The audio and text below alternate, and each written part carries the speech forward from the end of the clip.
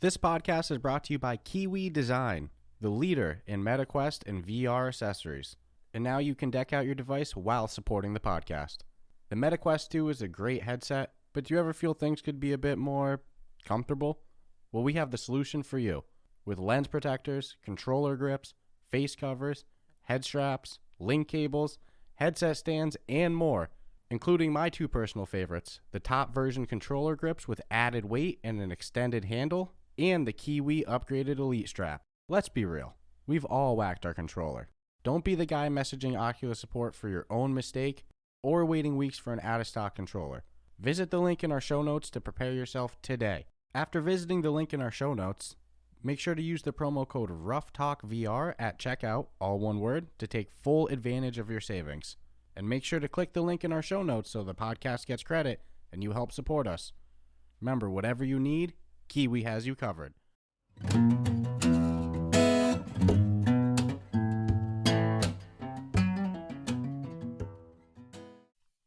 Hey everyone, welcome to this episode of Ruff Talk VR. Today we're joined with Wiil, the PR and community manager for Character Bank, the team behind the new hit game Ruinsmagus, which hit the metaquest store with, quite a bit of hype. You know, there's a lot of people who love that genre of, JRPG. It's already got the 4.7 right out of the gate, so that's pretty good. Only been out a couple of days, so not bad. So before I get too carried away, on this one, Will, do you mind to introduce yourselves a little bit more for our listeners and also tell them what Ruinsmagus is in case, they haven't seen it? Yeah, of course. So I'm Will, and I joined Character Bank very recently, just in April. So I'm kind of joining at the very tail end of Ruinsmagus support, development, and everything like that. And it's been really amazing working on Ruinsmagus. So because when I was applying for Character Bank, Ruinsmagus was the reason I applied, because I had kind of recently gotten to VR. Last Christmas, my wife gave me an Oculus Quest headset, and I became really interested in what possibilities VR has to offer. And so I was looking through companies, and I saw this company here in Kyoto, and I was just like, and I was looking through the games that they're developing, and Ruinsmagus is just something that I've never seen before in VR. Like it's very artistically, it stands out, and then also gameplay wise, it's not just the traditional gun or rhythm type of game. It aims to do something very, very completely different. And so I was very happy to join the Character Bank team to help work out on Ruinsmagus. And you mentioned Sorry. Yeah, you're saying you're out in Kyoto? Yes, it's Kyoto. Which is in Japan, correct? Yes, that's correct. I've been living in Japan for about 10 years. I moved after I graduated college. I lived in Fukushima for a year. After the disaster, I did some volunteer work up there, like animal rescue, and teach kids English there. And then from there, I transitioned into the video game industry. I worked previously at Q Games, which was the developers behind Star Fox Command and the Star Fox 64 3D port, 3DS port. So have a little bit of experience in the video game industry before joining Character Bank. But I forgot to mention what Ruinsmagus is. And Ruinsmagus is a action JRPG that was built up from the ground up for VR. And in that game, you take the role of a magi who has just come to a town called Grand Amis, and you have to kind of uncover what the mystery is behind the doorway of truth. And you go through, I think, 26 quests, and you can level up your skills. There's lots of different types of magic that you can use, and it features full Japanese voice acting. Yeah, we love the Japanese voice acting when we hopped in.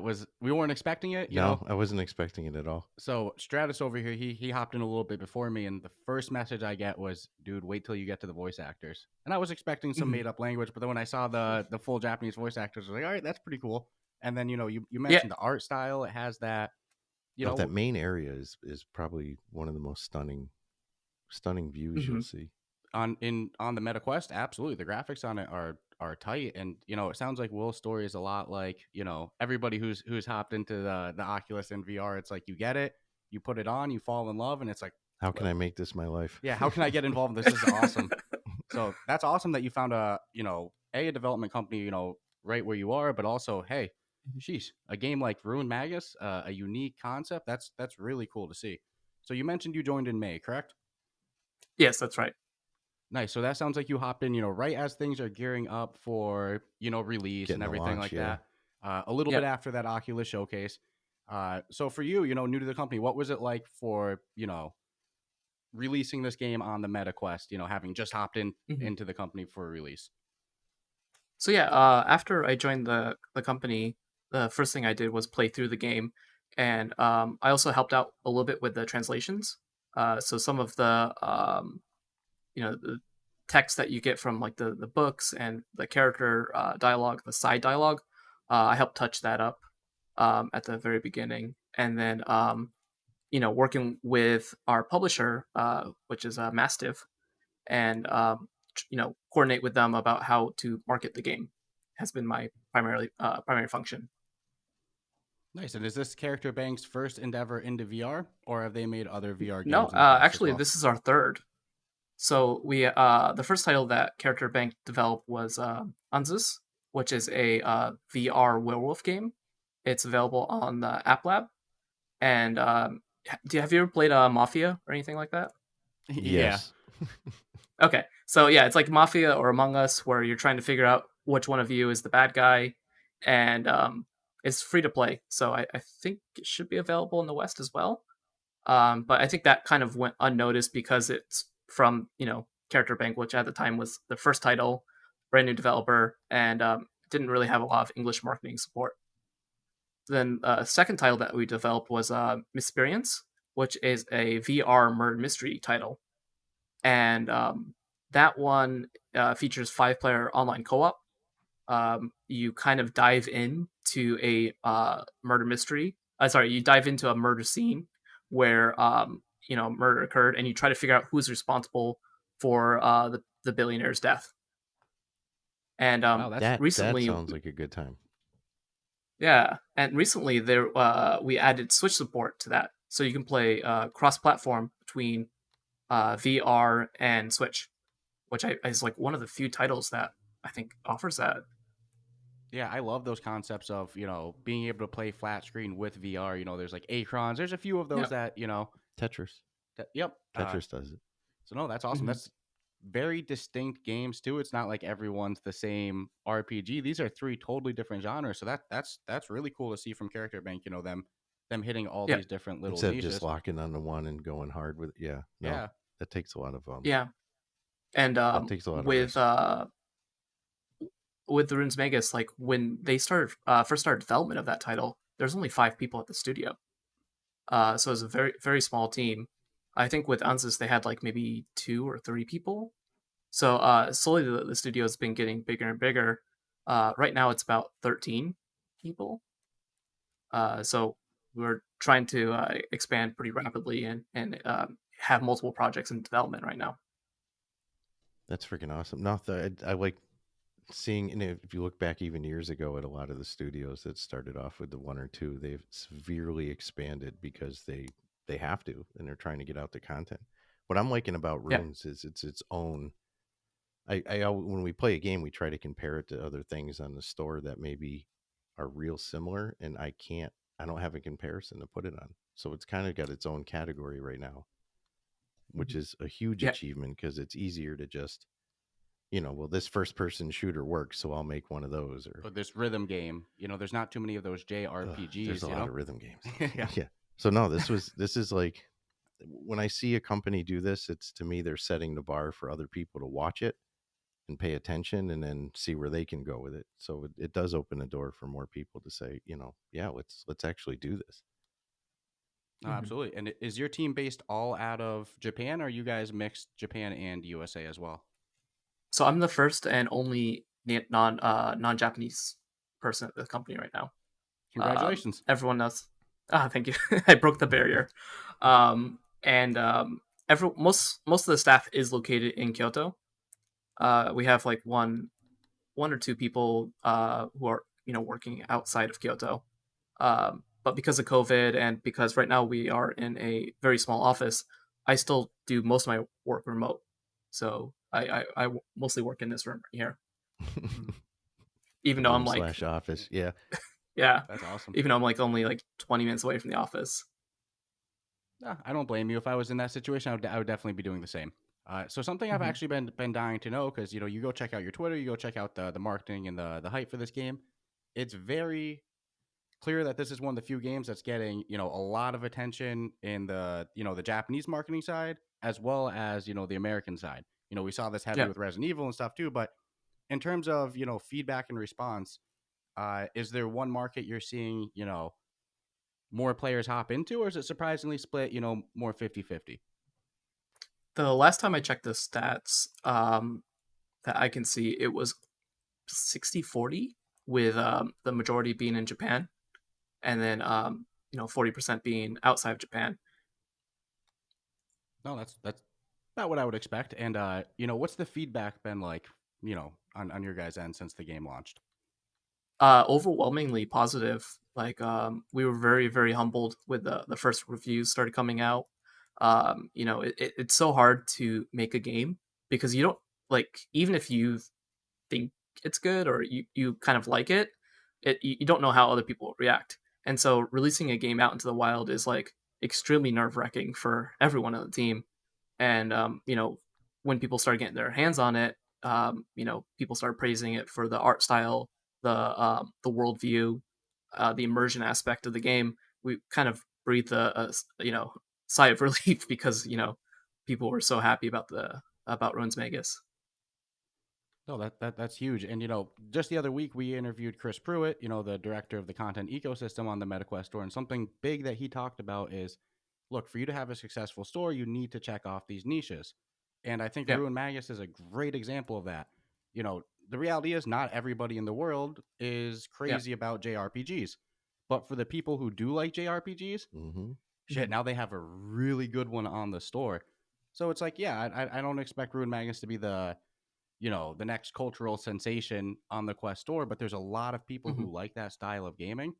And for them, this one checks the boxes. Well, yeah, and they'll appreciate the things that other people probably wouldn't of it, and it might just simply be even the artwork. It could be the voiceover because I've heard some huge um, Compliments. compliments on the Yeah. voiceover. Yeah, definitely. Yeah, you referenced Yeah, before, man, that Yeah, no, it was done really well. that And art is the something I beautiful. look voiceover for. is professional voice actors in Japan, and a lot of them have history that you might be familiar with. Like, we have actors who have been in One Piece. We have do you know Battle Royale, Hmm.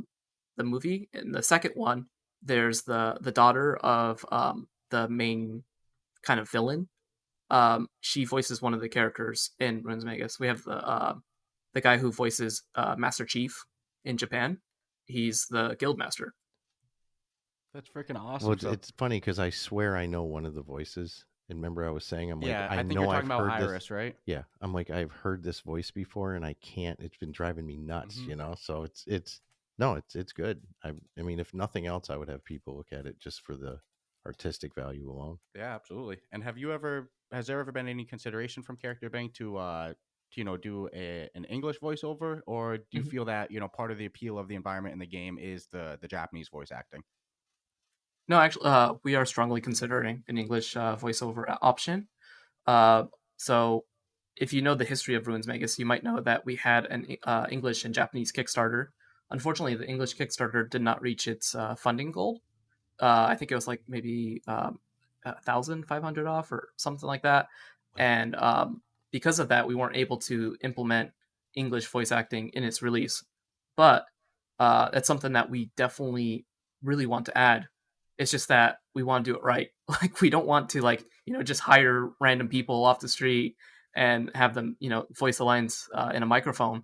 We want to make sure that it's professionally done, professional actors, that will be happy with the results. So it's something that we kind of need to still figure out and to see if there's still a demand for it post release. No, that makes sense, and I think that makes sense when you see the $35 price tag. Which, let's be real, there's a lot of people in Yeah. the VR niche we're spoiled here. I've seen Oh, people complain 19, about 14. I've seen Yeah. people complain about a $15 game. Which, Yeah. granted, depending on the amount of content, $15 can be a lot or a little. But regardless, we're pretty spoiled in VR. So when you see games like with the $35 price tag, oftentimes that's because you guys are hiring professional voice actors. These people aren't Quality volunteers. product. I mean, yeah, Yeah, money in, money out. you So look I at mean, the graphic designers for that hub area. This doesn't happen at a snap of a finger or anything like that. So when you look at the professional quality put into it, that price tag of $35 makes sense to me. I think if us in the VR fan base, if we want that type of professionalism and polish, that's part of what comes with it. It is what it is. well, and people should know too, it's not a small game in any, I mean, even the install is like, I think it's 3.6 gigs. So Hmm. you could look at it as you're paying $10 for 10 gigs of, Yeah, or 10 per 1 gig. and you mentioned 26 missions. I hate asking this to developers right Yeah. after I a game already know what you're drops going to say. because Yeah. it's so selfish. It's like you guys just worked so hard on it, and here I am going, what's next? But that being said, is there any plan to add additional content, more side quests, anything like that, or is it take a breath and deal with bugs or anything like that? So right now we are kind of taking a breath, taking a breather and making sure that we can address all the feedback that we get from the community. There's a couple of pieces that we are, going through and marking and being like, okay, we can fix this, we can improve this. So right now we're kind of bug squashing and also like adding some new features that are requested. One of the things that we would like to address is a lot of people have issues reading the text box, um, the subtitles, because it's not stationary. It follows the player's head tracking, head movement. So we'd like to have an option where it makes it a little bit easier to read for players. Yeah, So that's it's something in that we definitely want to implement somehow. We just need to look into it and figure out what we can do. Yeah, it's funny. I'd seen some, the few negative reviews on this. There was one, especially when the game first dropped, that was worded pretty aggressively about the Yeah. quality testing of it, and how did this pass? And it's funny how everybody has different experiences, because I even sent a message to Stratus. I was like, did you see any blurry text? Not at all. And so it's fun when I Yeah. played the game, but it's probably because of where I was looking with my head position that the box never went to any blurry part of the screen. But yeah, I put in some hours, and then I go and read this, and I'm like, wow, I didn't have that experience at all. But I've seen a couple Mhm. people say it, so that's awesome to hear. Character Bank goes boom, make note of it. Let's address this right away. And I mean, not for nothing, that if you were to like compile like anything we've read, that was probably the only one that even seems like it was an issue to anybody. Some of the other things are just, either personal preference mhm. complaints or, Yeah. Initial loading time, I think I saw yeah, some I complaints, waited but too long for it to load, blah, blah, blah. So Mhm. it's like, it's good that you guys are on it. And then hopefully everyone can Yeah. take a little breath for a moment. And then, I'm And actually hoping, knowing that you guys are going to do the English voiceover, I just hope there's an option to keep the Japanese. the Japanese. That would be ideal. yeah.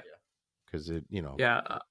I don't want to like say that 100% that English voiceover is coming, because there's so many factors that we have to consider. We have to um, you know make sure that we're even profitable with Ruinsmagus before we add more content. So that's nothing in stone. uh, yeah, nothing in stone. But it's something that we really want to add. When I first joined the company, uh, Shuto Mikami, who's the CEO of Character Bank, he's like asking me like, "Oh, what do you think? Do you think dubs, or do you like subs?" And I'm with you. I personally prefer subtitles, even in languages I don't speak.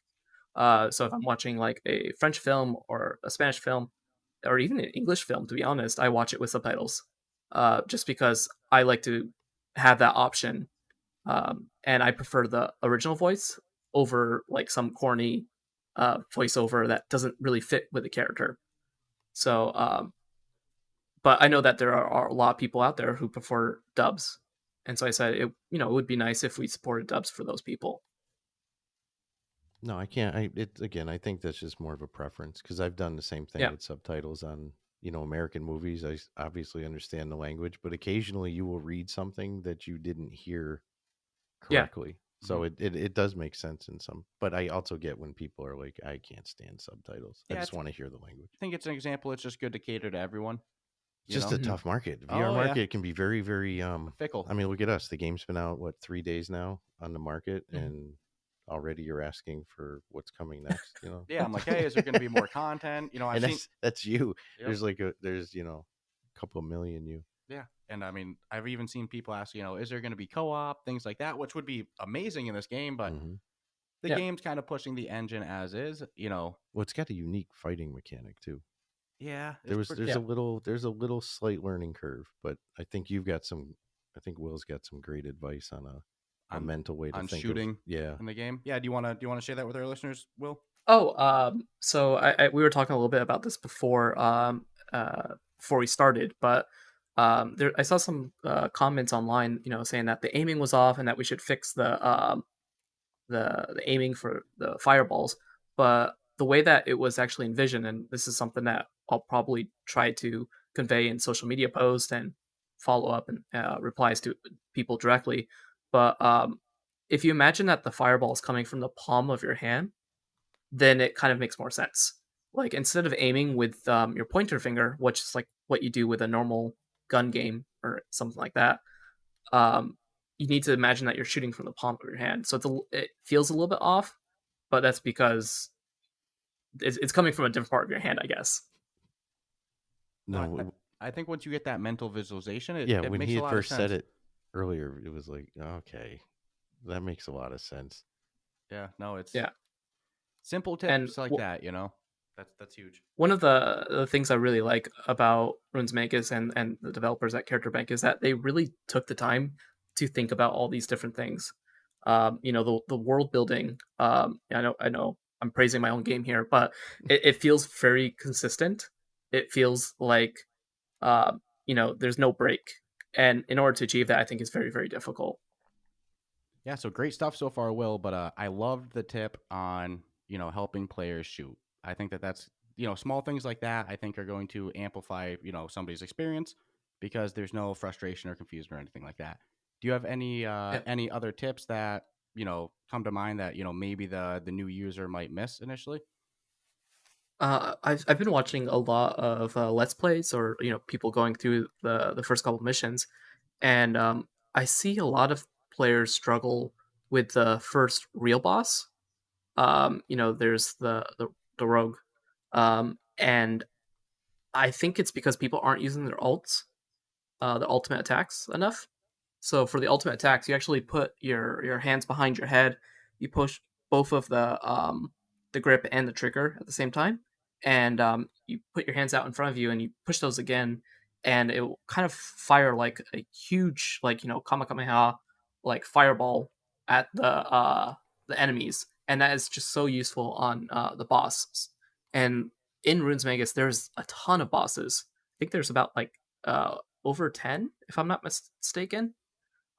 So they really pick up in strength, especially towards the end of the game. So mastering your ult, making sure that you're stock up on potions before you go into the ruins.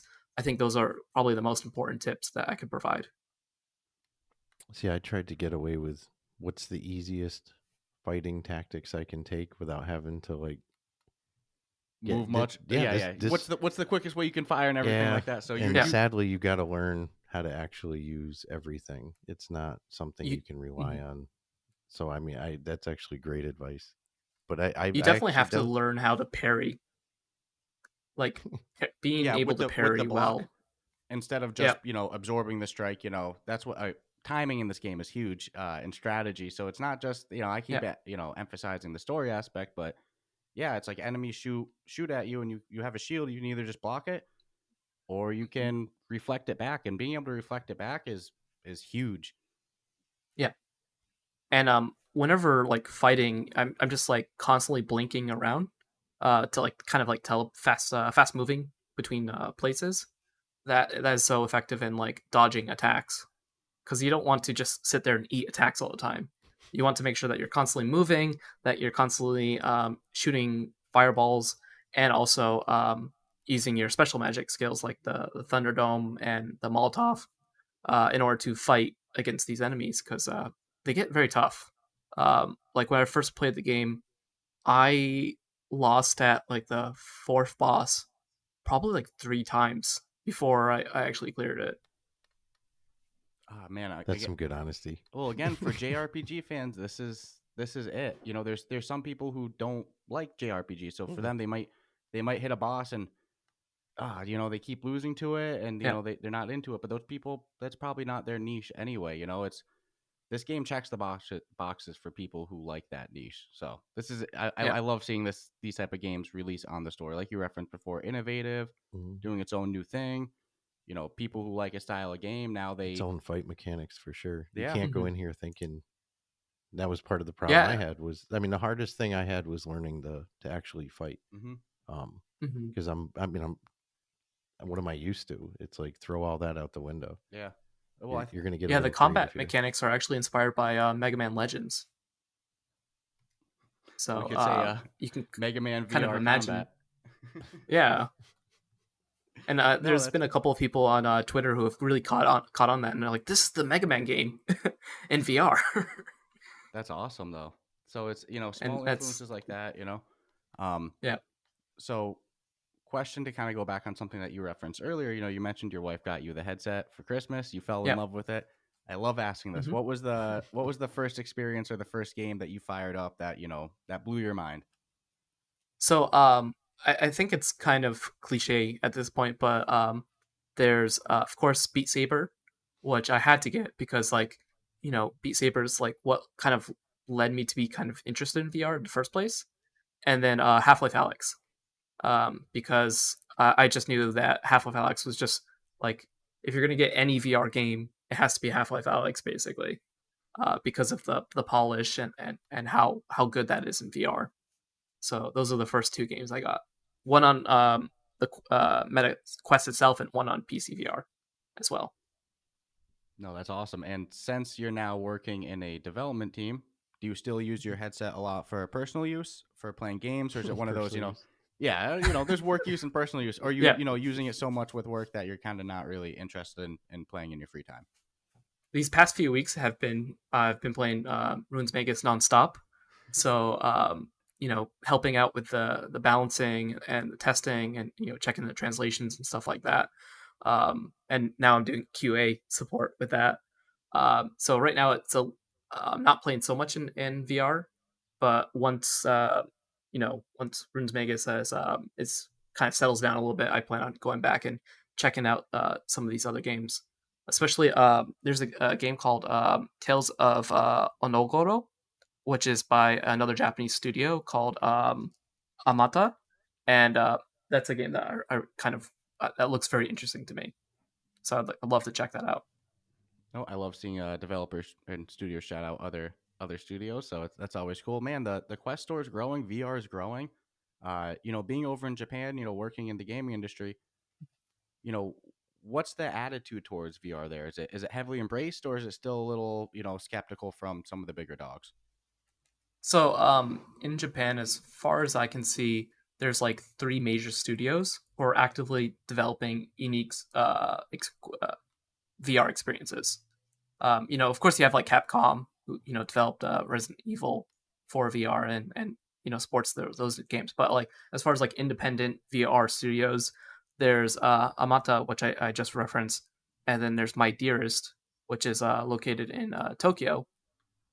They I think they did Chronos, Tokyo Chronos, or yeah, Chronos. Hold on, I wrote it here. Chronos Eternal. Sorry, and they're kind of like our brothers in this space as we try to expand VR in Japan and also outside of Japan. Trying to make sure that there's Japanese game representation in that space as well.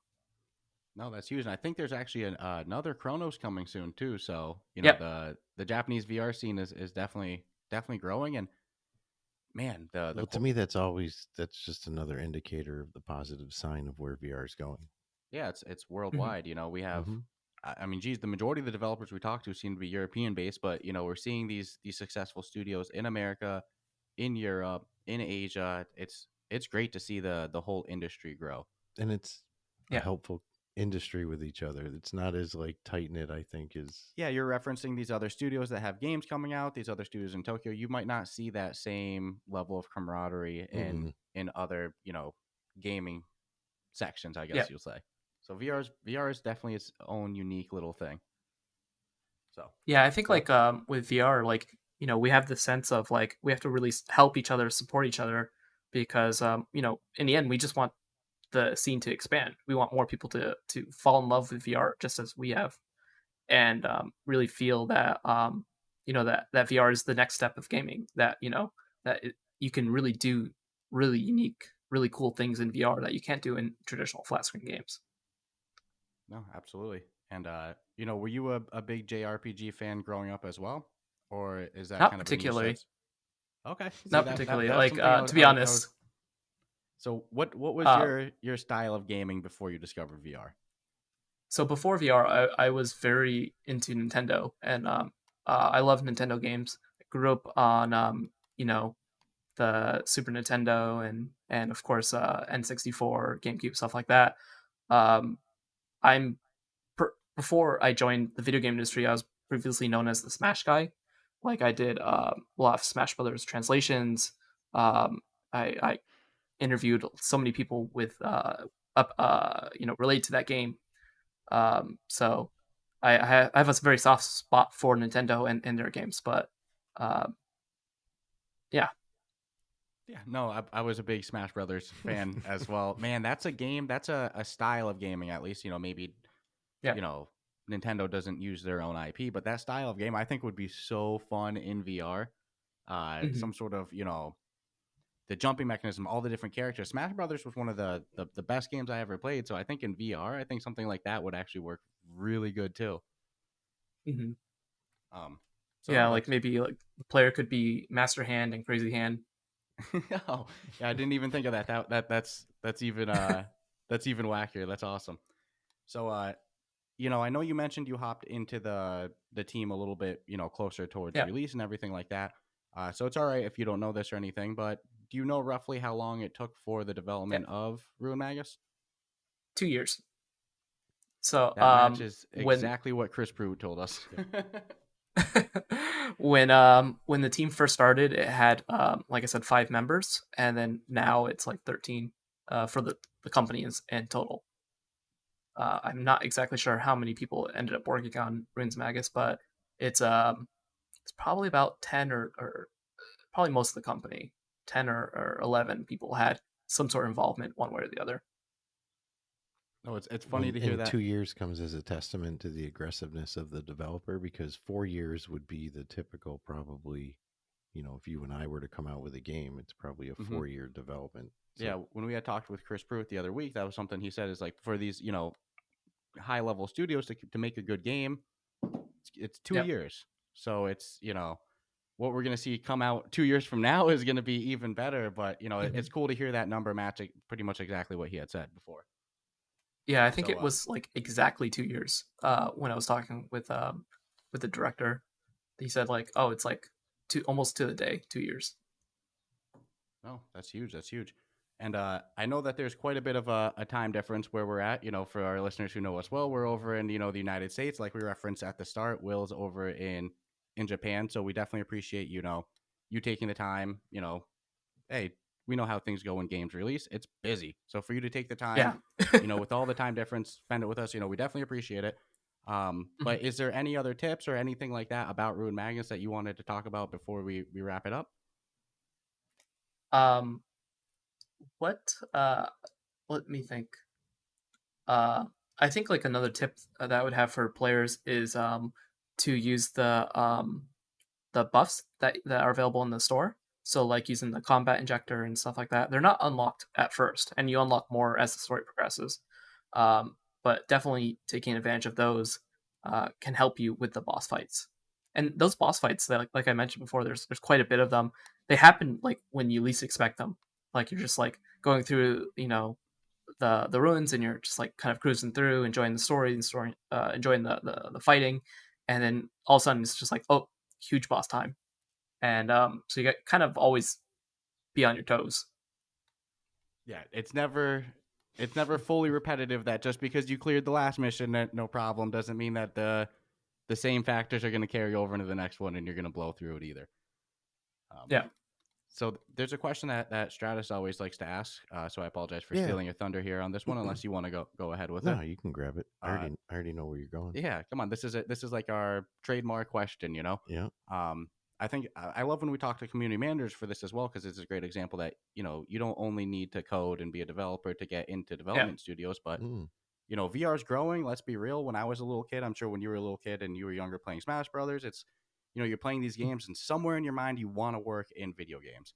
So what advice would you have for anybody young, anybody old who's like, shit, I love VR, I want to get into it, how do I get into the industry?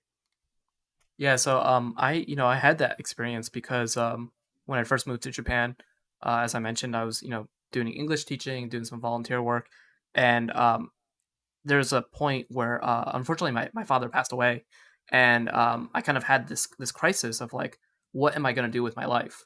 Like, what do I want to achieve? And for me, I've always loved video games, and I wanted to find a way to break into that industry. And I was like, well, I'm in Japan, being a foreigner in Japan, being able to speak Japanese, that's pretty rare. So I'll see how I can use my abilities to get into the video game industry. And as I mentioned before, I had that website that I founded, Source Gaming, which kind of led me to create some sort of internet fame. Like on Twitter, I have like I think 46,000 followers or something like that.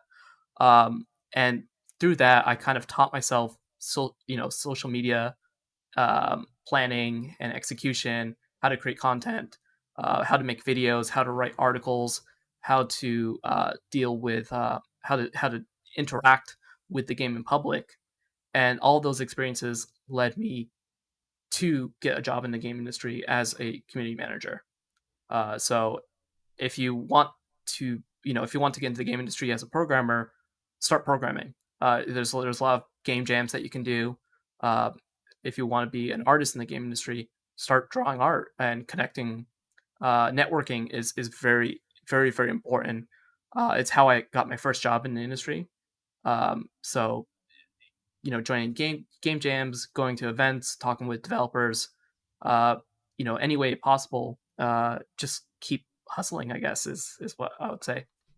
No, it's funny. It's a common theme. We ask this question, 100 different ways. We get the same answer 100 different ways, but it always boils down to the same thing, and that's just do it. Just start. Yeah, just do it. Whatever your thing is, you got to go out there and start. Yeah, I really hope there's somewhere young who listens to our podcast interviews, and one day, he's on the fence about getting into it, but he hears all these developers. Yeah. And I hope there's somebody out there that pulls the trigger because of how often they hear all these developers, all these community managers, they all say the same thing. Mm-hmm. Just they start. all come from different. I've yet to speak to anybody who said, "Look, I did 4 years of college specifically for VR." No, it's its own always unique been path. a let-in industry. Yeah, so but it's weird. It gets in your blood, and people just it's that enthusiasm that everyone seems to have for it. Yeah, you put on that headset and you go, "Damn, I gotta hop on." So, what's it been like? Working in you did the kind of content creation side before. How does it compare working in the actual industry side of game development versus when you were more of the content creator and a fan? Yeah. So when I was a content creator, I had a lot more freedom because you're not tied to any company. You just have to worry about like managing your own content and stuff like that. But when you're working with a company, you have to think about how you represent them, how you're representing the brand. There's a lot of different things that you have to consider before making something and putting it out there. You have to get approval from various stakeholders. Making sure that it's correct, because you don't want to put out false information about your own product. That would be like the worst thing. You don't want to confuse people, so you want to make sure it's clear. So there's a lot more things that you have to consider when doing it professionally versus a content creator. Nice. That's about what I'd imagine too. Yeah, no, that's an awesome path to start. Fall in love with it as a fan, and be able to do it through as your a own career. hustle. You've made it a in career a place that you want to be in. So. Without, I mean, you want to be in Japan, and that worked out like fantastic. Yeah, so just manifest it. And like I keep saying, just start it, start doing it. Yeah. So again, Will, we So definitely yeah. appreciate you taking. I'm sorry, I didn't mean to cut you off there. Oh yeah. So I when I'm talking with content creators now, I completely understand. When they're making various requests to me, I understand their struggle. I understand like what they're trying to achieve and things that they're trying to do, and so I think that experience allows me to kind of interface with them in a more positive manner. Well, we Well, yeah, usually, been there, done that. yeah, I feel your struggle. Yeah. Yeah. we usually don't talk about this side on the podcast or anything for the listeners, but geez, you hopped into this interview and you're in full podcast setup, ready to go. One of the most prepared podcast guests we've had. So Mhm. definitely that shows on the other side. I think that's good experience to have for your role, in the industry as well. Mhm. So if any of our listeners, either they've been loving Ruinmagus, they want to see what's next, or they're still keeping an eye on it, they just kind of want to follow along. Where can our listeners, find updates, news, anything like that on Ruinmagus? Yep. So we have an official Twitter account for Ruinsmagus, which is like co-run by the publishing company Mastiff and us. We also have a character bank Twitter account, which is right now mostly Japanese oriented, but in the future we might open an English dedicated one. I'd like to update the website a little bit in the near future as well to kind of make it a little bit more informational about like what the company's doing because as I mentioned, Character Bank is growing. We're gonna have a lot of very exciting things to talk about in the next year or two, especially as we continue to grow.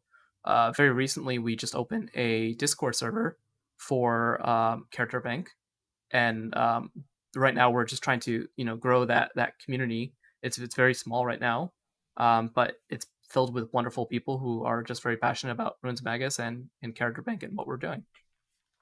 Yeah, no, we have a subreddit and a Discord server ourselves, so I totally get it. It starts small, but those group of people that Yeah, hop in early, they're passionate. They keep things going. So that's huge. So if somebody wanted to join that Discord server, where can they find it? the link is actually on the Steam page and in the game itself. But we'll be posting it on our Twitter account, both our Twitter accounts, and then Perfect, perfect. so you can So find it there. So for updates, stay tuned on Twitter. Go follow them on Discord. I think that I don't know. I'm excited to see the future of what comes next from Character Bank. You referenced 3 games from them today, and all 3 are completely Yeah. distinct. I definitely Mhm. want to. Oh, they're a studio to watch for sure. Yeah, I definitely want to check out that first one on App Lab. The prepare a little bit for Oh, Among Us on my Ansys. MVR. So Yeah. we'll definitely check that out. And again, Will, thank you for joining us today. We definitely appreciate you taking the time out of your release just happened, and it's huge Yeah. for us to have you on here. Well, thank you guys for having me, and I'll love to come back on in the future to share more good news about Character Bank or just to talk about VR in general. I'd love to hear you guys' recommendation of games to check out, and but that's something that we can talk about afterwards, I guess.